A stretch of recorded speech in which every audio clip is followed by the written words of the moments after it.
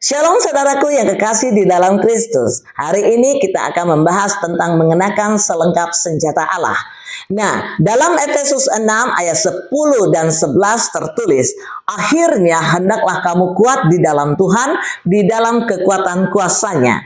Kenakanlah seluruh perlengkapan senjata Allah supaya kamu dapat bertahan melawan tipu muslihat iblis. Jadi mengenakan selengkap senjata Allah untuk menghadapi peperangan rohani.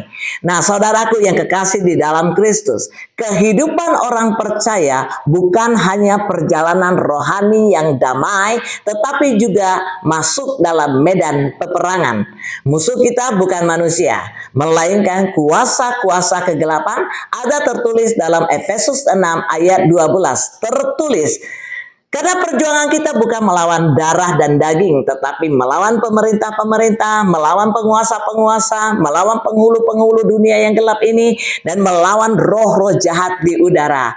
Nah, karena itu Paulus menasihati kita supaya kita mengenakan selengkap senjata Allah agar kita dapat bertahan dan menang. Nah, saudaraku yang kekasih di dalam Kristus, dalam Efesus 6 ayat 10 sampai dengan 20 ini mengingatkan kita bahwa ada 4 hal yang disingkapkan. Yang pertama, dasar kekuatan. Dasar kekuatan kita adalah di dalam Tuhan. Tertulis dalam Efesus 6 ayat 10. Akhirnya hendaklah kamu kuat di dalam Tuhan, di dalam kekuatan kuasa-Nya. Nah, Paulus menekankan bahwa hendaklah kita kuat di dalam Tuhan, karena di dalam Tuhan kekuatan kuasa-Nya nyata. Dan kemenangan bukan dari kemampuan atau pengalaman kita, tetapi dari kuasa Tuhan. Nah, tanpa Tuhan kita lemah, dengan Tuhan kita tak terkalahkan. Nah, yang kedua adalah musuh yang sebenarnya. Dalam Efesus 6 ayat 11 dan 12 tertulis, kenakanlah seluruh perlengkapan senjata Allah supaya kamu dapat bertahan melawan tipu muslihat iblis. Karena perjuangan kita bukanlah melawan darah dan daging, tetapi melawan pemerintah-pemerintah, melawan penguasa-penguasa, melawan penghulu-penghulu dunia yang gelap ini, dan melawan roh-roh jahat di udara.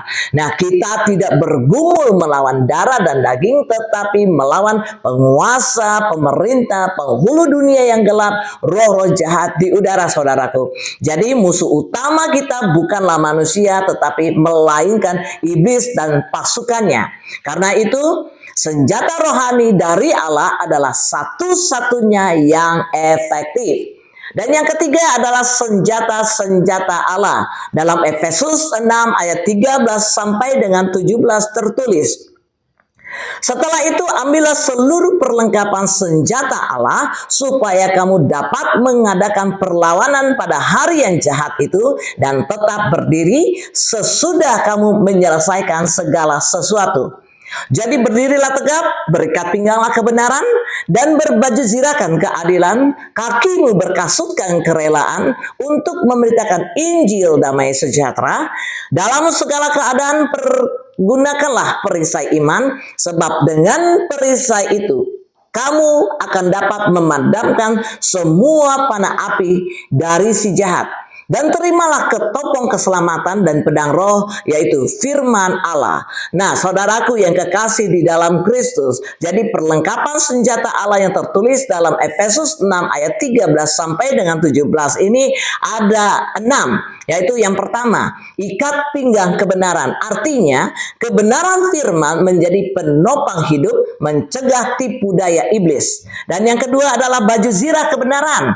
Artinya melindungi hati kita dengan hidup benar dan kudus. Dan yang ketiga adalah kasut kerelaan, memberitakan Injil damai sejahtera, yaitu kesiapan kita untuk bergerak membawa kabar baik kemanapun.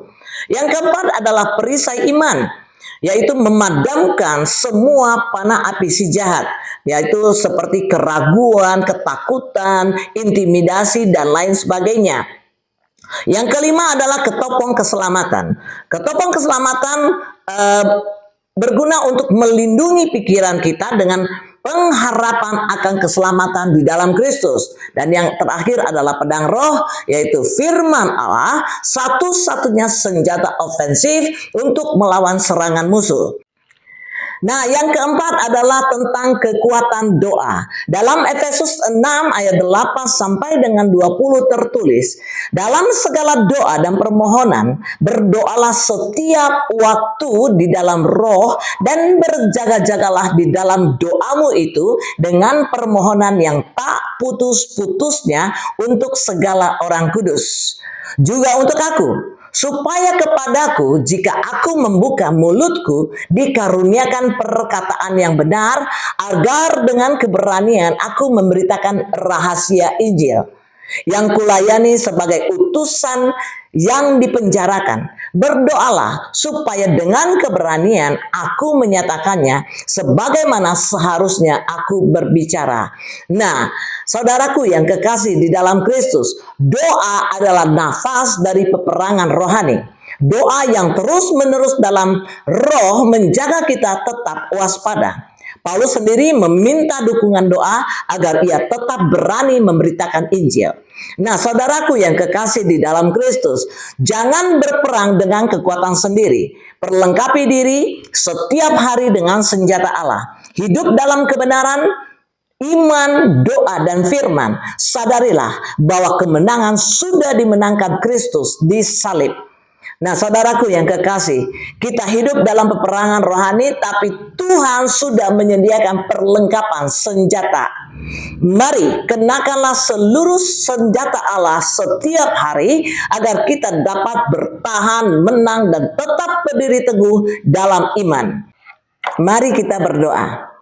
Ya Aba ya Bapa, di dalam nama Yesus Kristus Tuhan, kami mengucap syukur untuk firman-Mu hari ini yang mengingatkan kami bahwa hidup ini adalah peperangan rohani.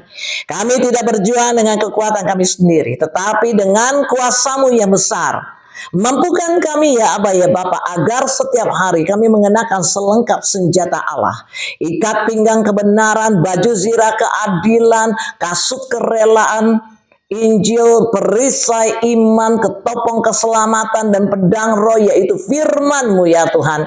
Jadikan kami umat-Mu yang siap sedia, berpegang teguh dalam iman dan tidak goyah menghadapi serangan musuh. Ajar kami untuk senantiasa berdoa dalam roh, berjaga-jaga, serta saling menopang dalam doa sebagai tubuh Kristus. Biarlah hidup kami memuliakan Engkau ya Tuhan dan menjadi saksi yang membawa kabar damai kepada dunia. Dalam nama Yesus Kristus Tuhan, Sang Pemenang dan telah mengalahkan kuasa kegelapan, kami berdoa dan mengucap syukur. Mari umat pemenang sepakat kita katakan amin. Tuhan Yesus memberkati kita semua. Shalom, salam pemenang, lebih dari orang-orang menang.